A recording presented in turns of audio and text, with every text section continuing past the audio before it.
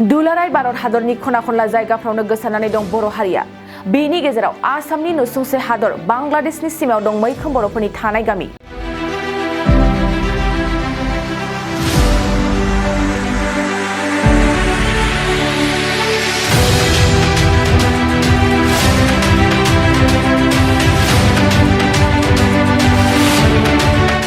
बे गामियावनो रुजुरुमु रायजो जानानै दं गोबां बर'फ्रा। बे बर' गामियानो जादों नयाबस्ति गामि।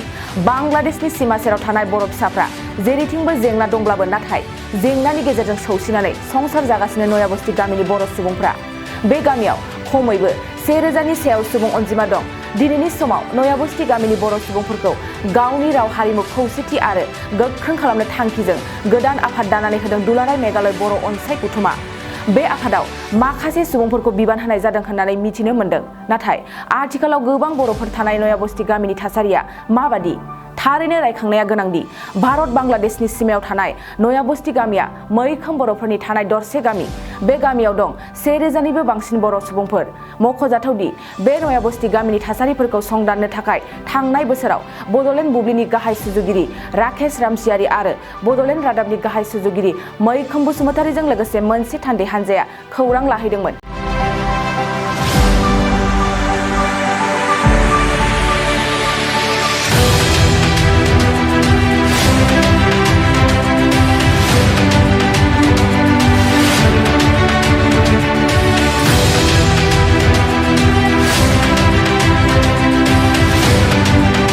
सीमा ओनसोलाव थानाय नयाबस्ति गामिनि बर'फोरनि थाथायखौ खौरां लाहैनायजों लोगोसे बिसोरजों सिनायथि लानायनि मुङाव जुथुमनायावबो जादोंमोन।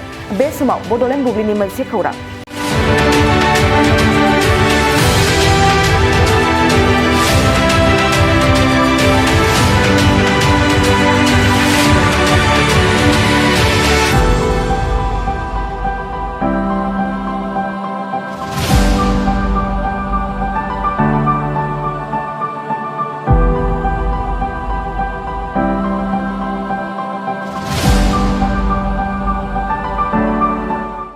दुलाराय भारत हादरनि खना खनला जायगाफ्रावनो गोसारनानै दं बर' हारिया।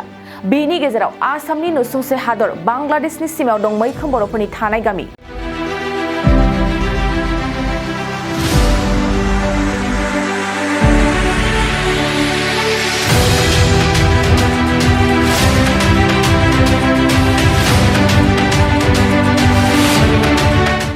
बे गामियावनो रुजुरुमु रायजो जानानै दं गोबां बर'फ्रा। बे बर' गामियानो जादों नयाबस्ति गामि।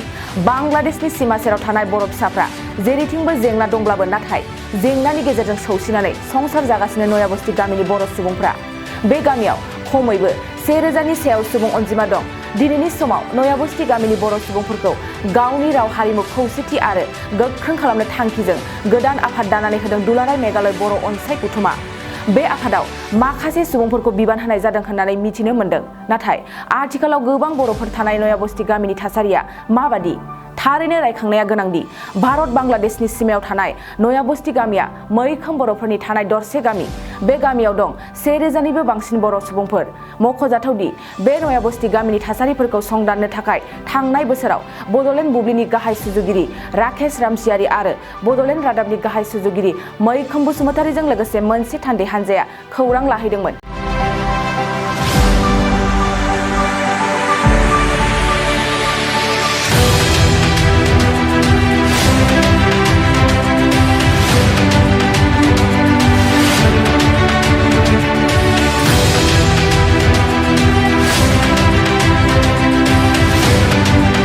सीमा ओनसोलाव थानाय नयाबस्ति गामिनि बर'फोरनि थाथायखौ खौरां लाहैनायजों लोगोसे बिसोरजों सिनायथि लानायनि मुङाव जुथुमनायावबो जादोंमोन। बे समाव बड'लेण्ड बुब्लिनि मोनसे खौरां।